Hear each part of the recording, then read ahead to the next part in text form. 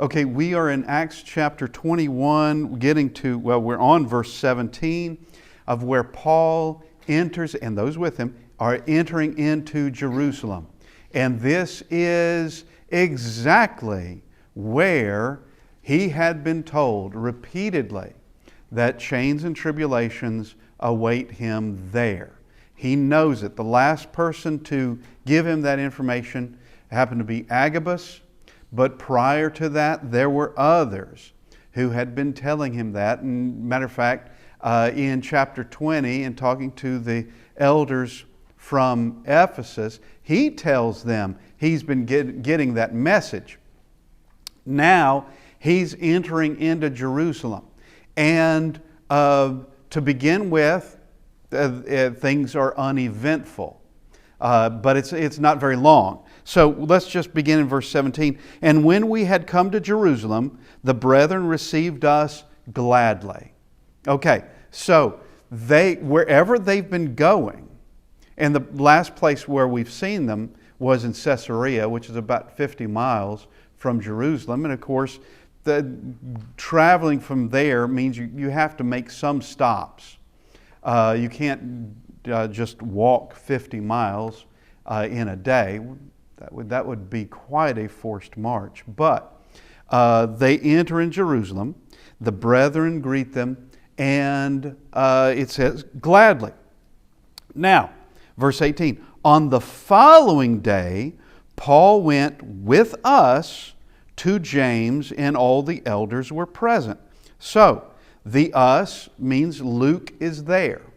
Luke has been with Paul through all this. We see there in verse 20. I'm sorry, not verse 20. In I think it's 20 in verse 4. No, verse 5. 20 in verse 5. We see where waited for us at Troas. That Luke is back with him again, and so they enter in Jerusalem. Next day, they meet with the elders in Jerusalem, and James is named as one who is also there. And I assume he's one of the elders.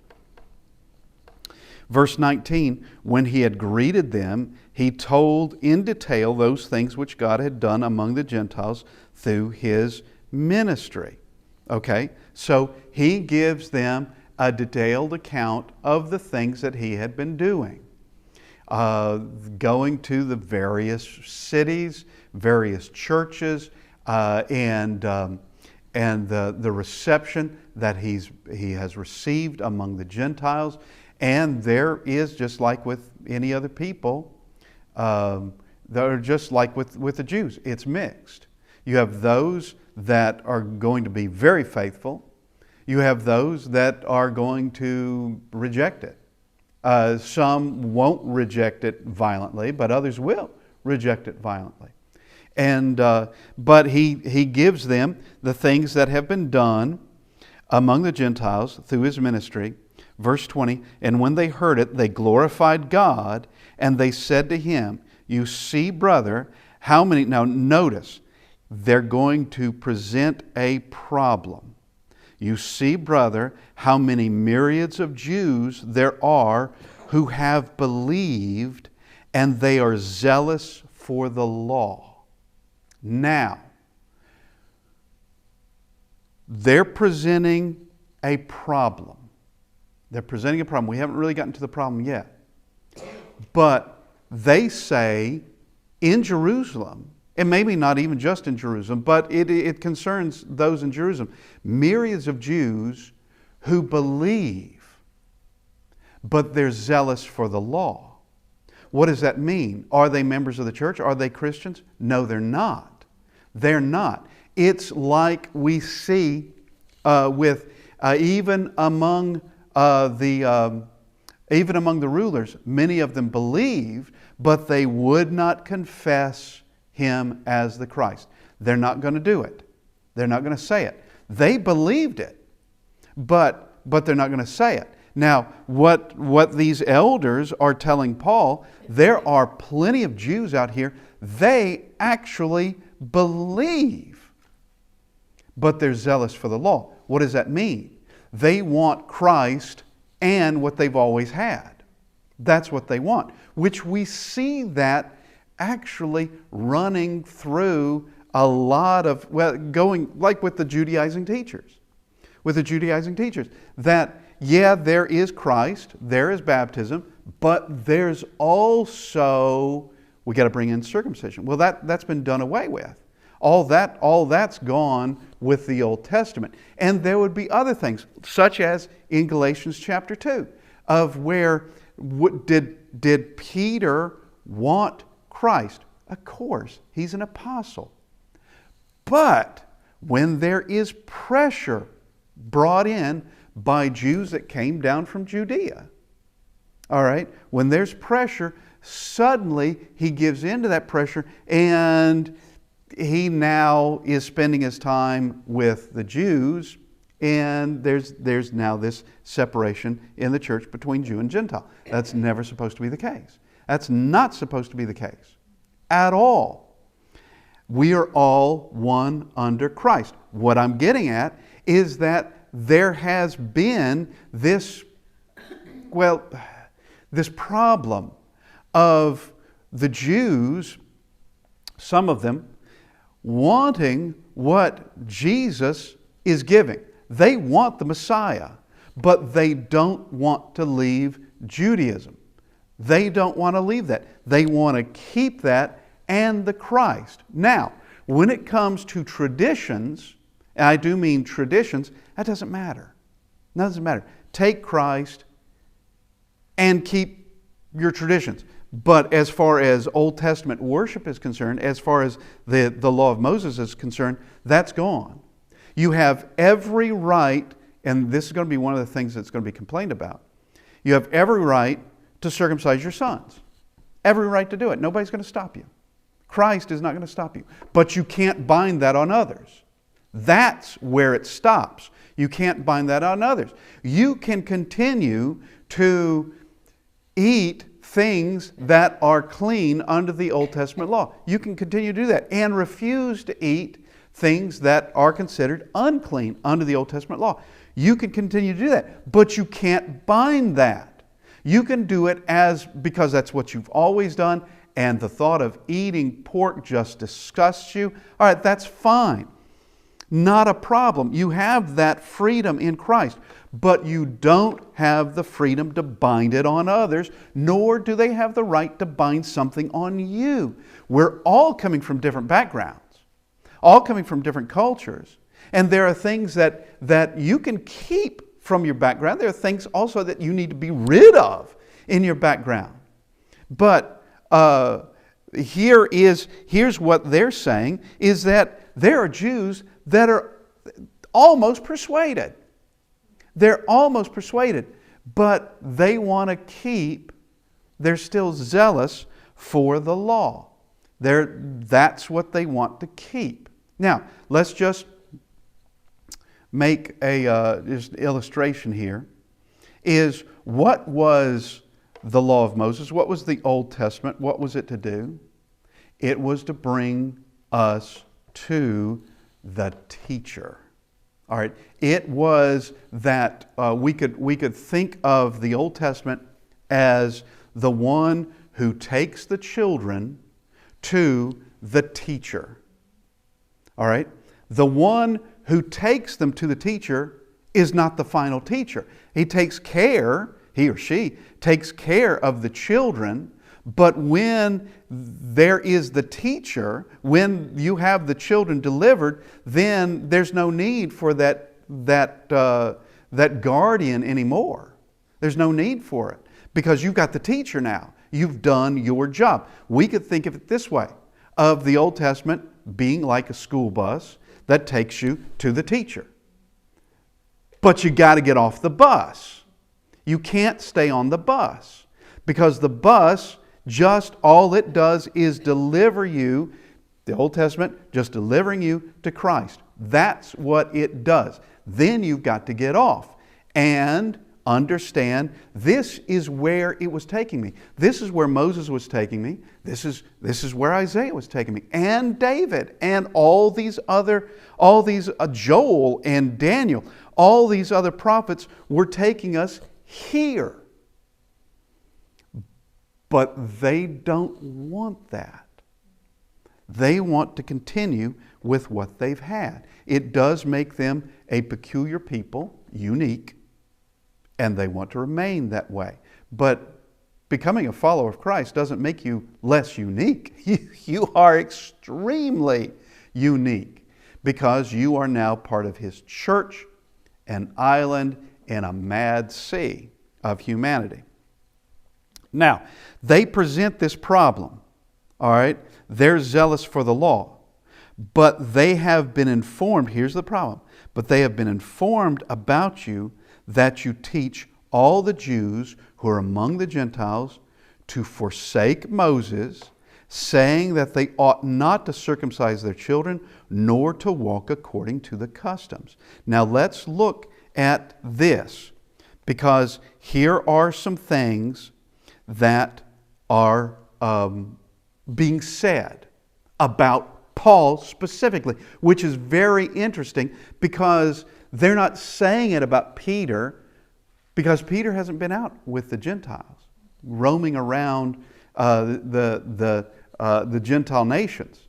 He's not been doing that and going to synagogues. They're not saying the same thing about James, and those men can actually live and survive in day to day in Jerusalem, but Paul's a different matter. Now, notice what they're saying.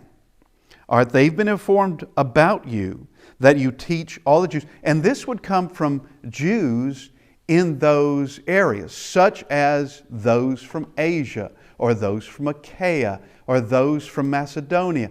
That they would come to a place like Jerusalem. They'd come to Jerusalem for the Passover and for Pentecost. They'd come for that, and they would talk about Paul, evidently. All right, so we're going to look at each one of these. To forsake Moses. Okay? Now, that would be a matter of perspective of forsaking Moses. But I can tell you right now, Paul preached from Moses. He preached and he references Moses. He never denigrates Moses or says that anything ill about Moses, but that Moses is teaching the same thing he's teaching and would prove it. So it's not forsaking Moses, it's actually utilizing Moses for the purpose of having Moses. It's utilizing him for where the school bus is taking you. It's not forsaking Moses at all to say, I'm following the Messiah that Moses wrote about. All right, once again, it's a matter of perspective, because you reject Jesus as the Christ. Well, then you could make the claim that he's saying you have to forsake Moses. You could make that claim. Or if you wanted to do precisely, they're zealous for the law. If you want to be zealous for the law in what that actually means, then showing that Jesus did precisely what he said he did, that is, fulfilled the law, and the law actually comes to its conclusion. It comes to its conclusion. Then you could say, yes, you are forsaking Moses, when in reality he's not. Not at all. It could be argued, and argued quite soundly, that they have forsaken Moses because they're not following Moses where he led. They're not doing it. They're just keeping themselves back. They're keeping themselves back of the Messiah he points to. They don't want. That's forsaking Moses.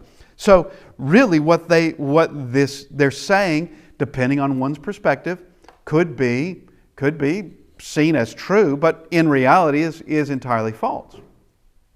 Now, saying that they ought not to circumcise their children. He never said that. Matter of fact, he circumcised. He had Timothy circumcised. All right? He never said that.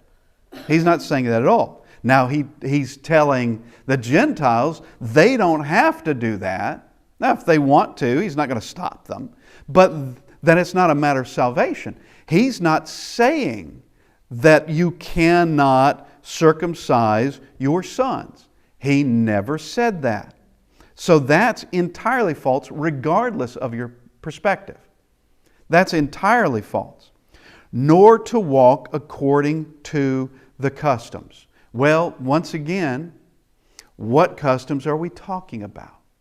All right, if it's making sacrifices at the temple, yes, because that would be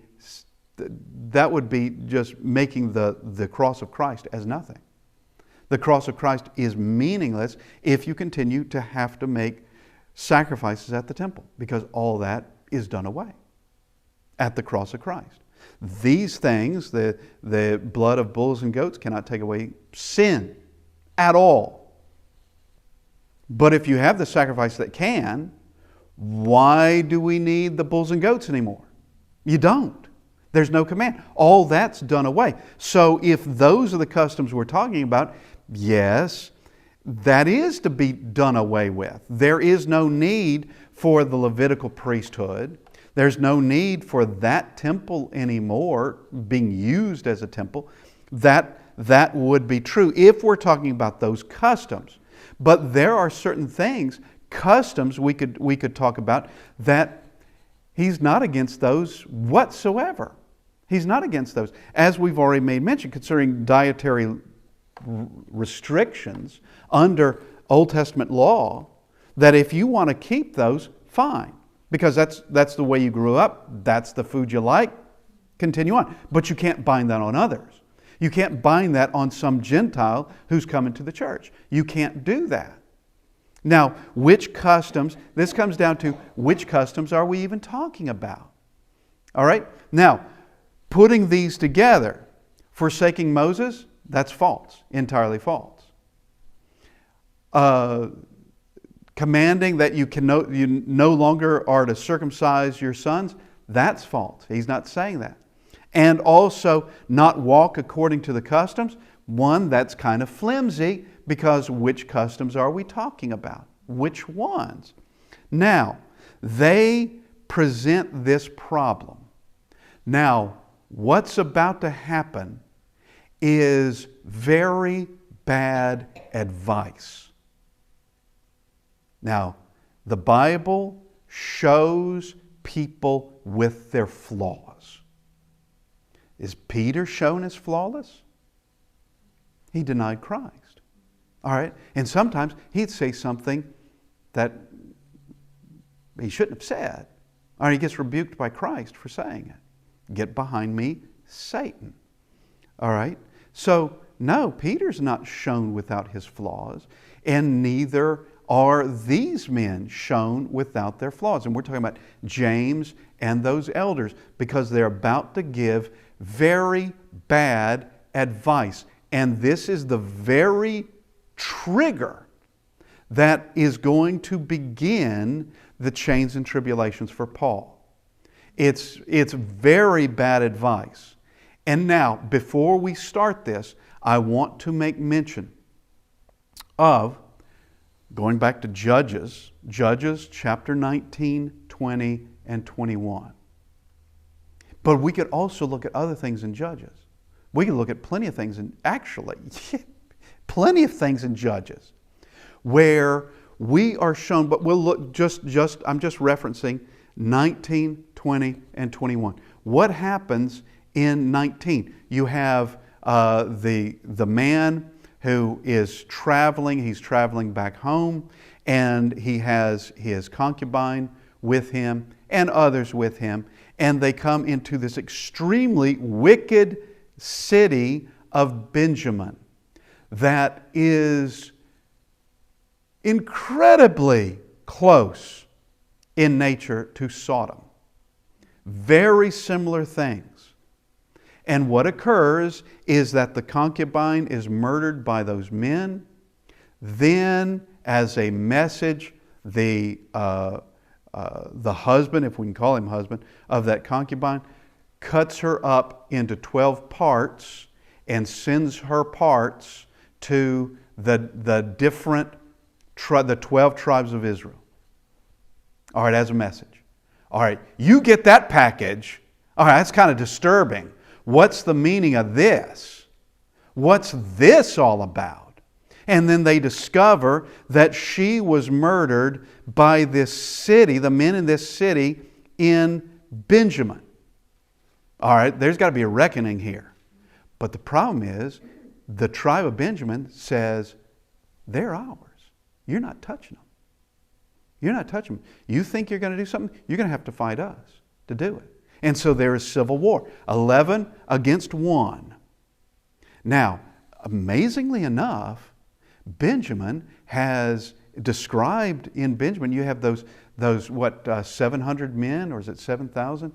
I think it's 700 men that they're left-handed, and which puts them at an advantage against right-handed soldiers, because a right-handed soldier is accustomed to going against what? Another right-handed soldier. When he comes across a left-handed, that changes things. He's not accustomed to that. He's accustomed to having sword against the man's shield and their sword against his shield. All right? But now it's sword against sword, shield against shield. All right? That changes things. You're not accustomed to that. And they are expert slingers. And, let's not get to thinking that David using a sling against Goliath was an original idea. It wasn't. Slingers had been used effectively in warfare for a long time. Okay? Now, 700, yes. And this has been described accurately as special forces. They are special forces.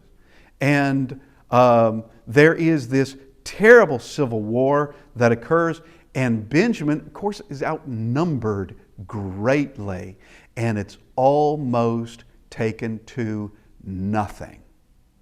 Then there is this weeping and regret that they've wiped out almost an entire tribe of Israel because of this. Okay, now what do we do? And it looks like, actually when we get to the days of Saul, which is going to be quite a number of years, when we get to the days of Saul, Benjamin is regarded as the smallest. It's still the smallest tribe because of what happened here.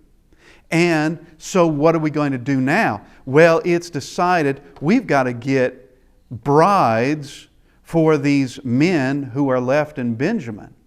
And the way they do it is not exactly righteous. Okay? Far from it. Women are going to be kidnapped, and they are going to be now the brides in Benjamin.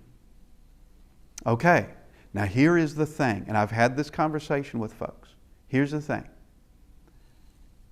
The Bible never says in that section, nor in earlier sections in certain actions in Judges, never says, and this was wrong. It never says it. Why? Because it doesn't have to. By the point that you get to the book of Judges, you should already know from previous books that this is wrong. You should already know from chapter 19 to chapter 21 that the things that were occurring in there were wrong. You should have the common sense to know this ain't working. It doesn't have to say in every instance, and this was the right thing to do. Oh, and here's something that was done, and this is the wrong thing to do. Now, sometimes it does, so that it reinforces, but sometimes it doesn't. It relies on your common sense to know. And I remember having a phone call given to me by a young lady, member of the church, who had been talking with one of her friends and greatly upset that God caused this or permitted this to happen. It's the Exodus 21 thing with the stealing of those women, that she was greatly upset that God had called for that to happen and that God was okay that that happened. And I tried to inform her, show me the text where it says He was okay with that. Show me. And then I will show you from previous text, going back to the law of Moses, that this is not right. It's not right at all. You have to use your own common sense. And here recently, heard that, and it's one of those things from critics who have no idea what they're saying. If you ask them, cite it for me, they couldn't do it. They're not about to because they know it can't be done. That God is okay with or sanctions rape. He doesn't. And I can show you in the Old Testament that He doesn't. Show me. Can you cite for me where He does? And the critic can't. The critic's just been told something from somebody else. They've just been told something, and they're just going to toss it right back out without any kind of proof whatsoever. They just toss it out. Now, why am I saying this? I'm saying this because what they're about to tell Paul to do and what Paul is about to do is wrong. It's heading to wrong. And he shouldn't have done it. He should not have done it. And this is going to be taking some things that are entirely too far. This would be, if this is expediency, it's gone too far. If this is consideration, it's going too far. Consideration for a weaker brother, this is going too far. And this is taking 1 Corinthians 9:22 too far. To the weak I became as weak, that I might win the weak.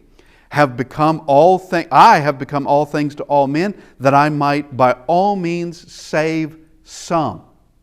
Now what's that principle in there? What's that principle? That he's not going to go to offend a Gentile while he's trying to teach that Gentile.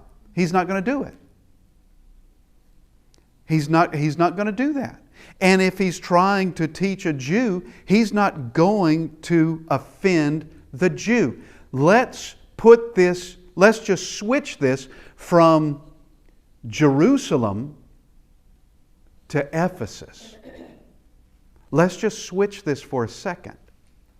What if the brethren in Ephesus said, you see the myriad Gentiles that they believe, but they're zealous for Diana. Now here's what we want you to do. We want you to go into the temple of Diana and show them that you're not against, that you hold the same sort of traditions that they do, that you have a general respect for Diana. Let them see you there. All right, that doesn't hold water, and neither does this, because what they're asking him to do is a serious compromise. He should not have done it. Now, it stops at a certain point because you've got an uproar that begins. But it stops at a certain point, and a point where I would say it's good that it stopped there. It's really, really good. Because what is the message you're actually giving? That you're still a practicing Jew, is what you're doing. That's what you're saying, and that the cross of Christ has no merit. Has no merit at all. That what it was supposed to do, it either isn't, or he makes no claim that it takes away the sins of the world if he continues to be a practicing Jew. Now, let's look at their advice. What then? Verse 22. What then? The assembly must certainly meet, for they will hear that you have come. So what's the assembly? Well, that could very well be the court. We'll meet, and they're going to hear you're back in town. They're going to hear this. Therefore, now this assembly could mean large assemblies of people, but it doesn't matter. Verse 23, therefore do what we tell you. All right, this is what you're going to do. We have 4 men who have taken a vow. Okay, is there anything wrong with taking a vow? No, there's not. There's nothing wrong with taking a vow. Catrice and I exchange vows. All right, there's nothing wrong about that. So there's nothing wrong with these 4 men taking a vow. Verse 24, take them and be pure and be purified with them, and pay their expenses, so that they may shave their heads, and that all may know that those things of which they were informed concerning you are nothing, but that you yourself also walk orderly and keep the law. Now, walking orderly is one thing, but keeping the law, that's another thing entirely. All right, we're getting dangerously close to you're going right back where you came from. So that law means the Mosaic. That would mean the law of Moses. That you keep the law. Now, thus far, what he's doing is getting really close, very close, uncomfortably close, in just a denial of the law of Christ. It's getting very close to that. And this is all for what reason? A show. All right, that's no good. That's no good. All it is just a show. And who's this going to convince? Well, actually, it's not going to convince anybody. This does not have the result they wanted. The result they wanted is that somehow they would be placated and Paul could remain in Jerusalem without them wanting him dead. All right? Because I saw him do this. You saw him do what? I saw him as he even paid for the expenses. These 4 men, they have their heads shaved. You have the purification, and understand that what they are doing. Here's another thing that we do need to know. What they're doing is not found in the law of Moses. These are the traditions of the Jews. Now that's why I say this is getting close. All right? Because there is what is about to be discussed, that there are 7 days of purification, and then there's to be an offering. All right? That's not law of Moses. That's rabbinic law, or somebody else brought that in. Okay? But this is getting close. Now, all right, so here it goes. But concerning the Gentiles, verse 25, okay, we've got this. But concerning the Gentiles who believe, we have written. Now this goes back to chapter 15. We have written and decided that they should observe no such thing, except that they should keep themselves from things offered to idols, from blood, from things strangled, and from sexual immorality. Yeah, that's the letter they wrote in Acts chapter 15. Okay? They're citing it. Those are the things that are listed in that letter.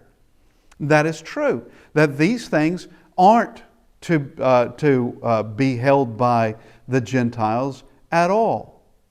Now, it's not to be held by anybody, because there's freedom in Christ. All that's done away. Now, let's look at what happens. Then Paul took the men, and the next day, having been purified with them, entered the temple to announce the expiration of the days of purification, at which time an offering should be made for each one of them. Now, there is the thing. Should be made. It doesn't get that far.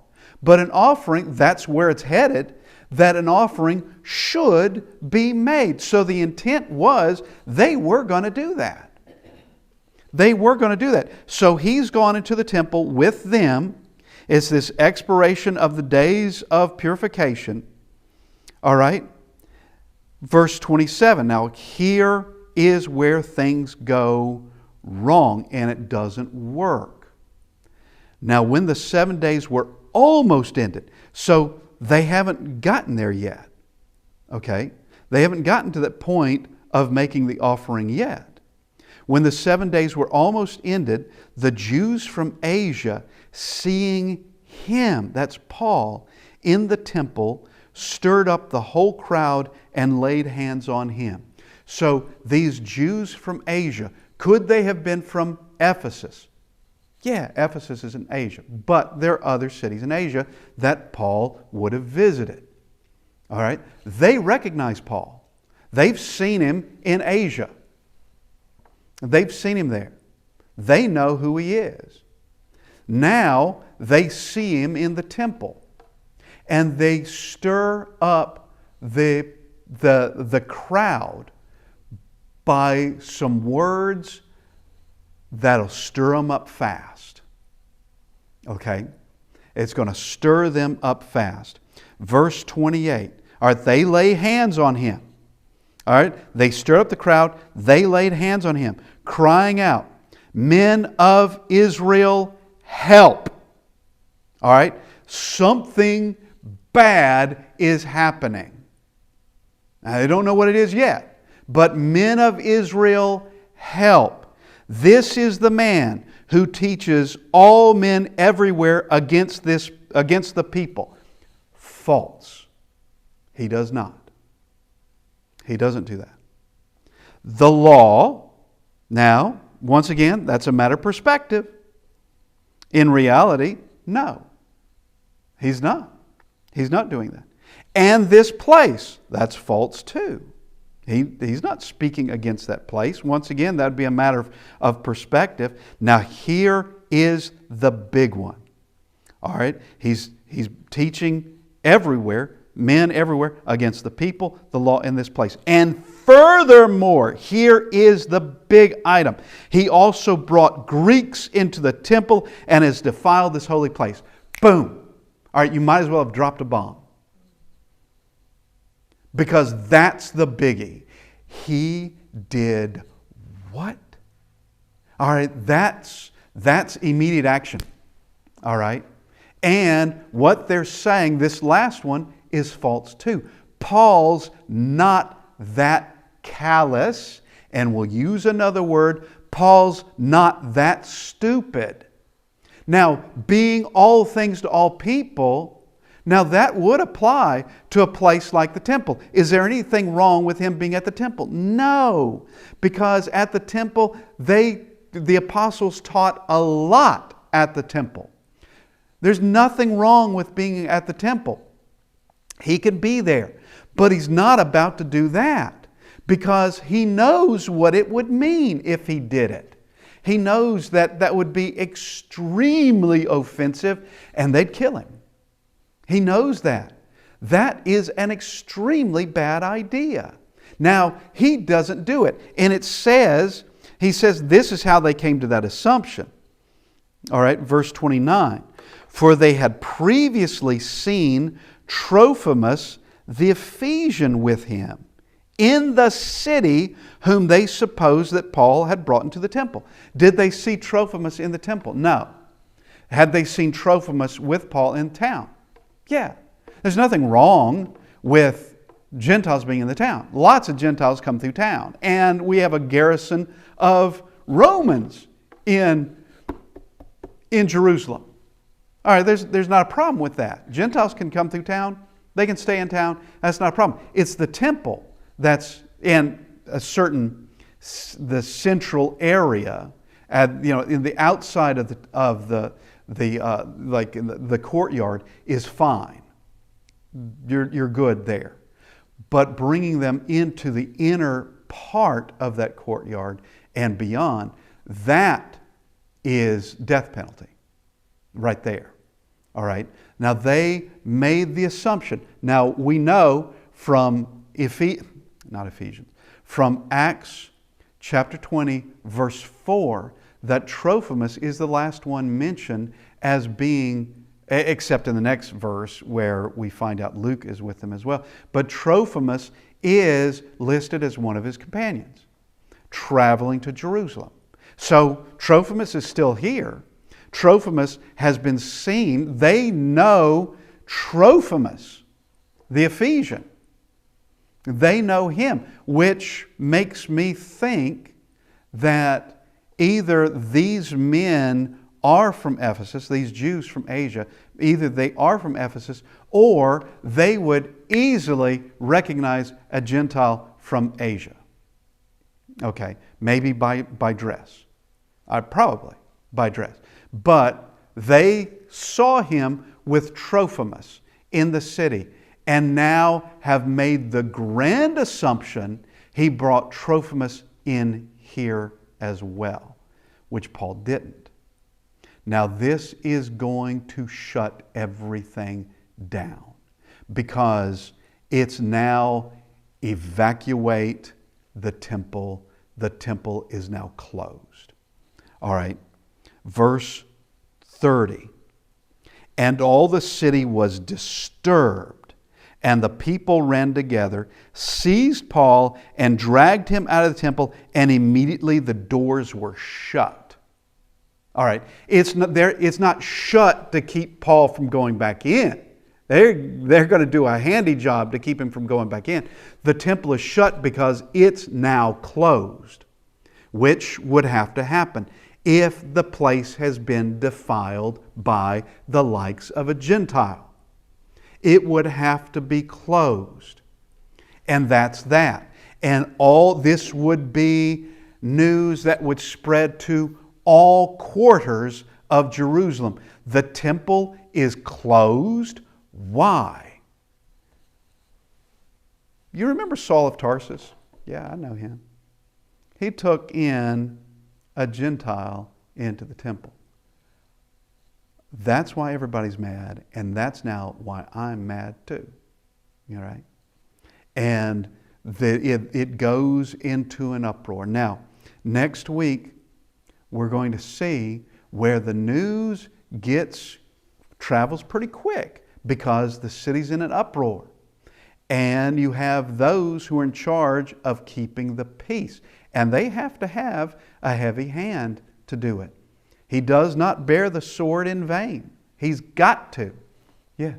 I have a question. Okay. Okay, in verse 26, when it talks about at which time an offering should be made, yes. What kind of offering? Is that an animal sacrifice offering? I don't know. There is some sort of offering that's supposed to be made. I don't know because this is not law of Moses. I can't go to any scripture and tell you what offering that would be. And no one can. That this is what they're doing here. You can't find this anywhere in the law of Moses. That this was to be done. I don't know what that was supposed to be. But something was supposed to happen. Now understand, in the first century, there were plenty of things, as we already know from the Gospels, that the Pharisees or somebody else would accuse Christ or his disciples of breaking a law or the traditions of the elders. And it's not Scripture. It's not the law of Moses. It's something else. It's something else. That just eating with unwashed hands, okay? That's not Moses. That's not the law of Moses. That's something else that was thrown in. All right? And you can't, neither in the Old Testament nor in the New Testament, can you bind something God didn't bind. Nor can you loose anything God didn't loose. It's the principle in both of these, but in both Old Testament and New Testament, and always.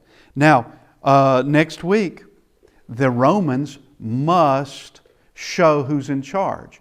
You can't just drag somebody out in the street and beat them to death. You can't do it, which is what they're trying to do. They want to kill him, and they are beating him. That's what they're doing.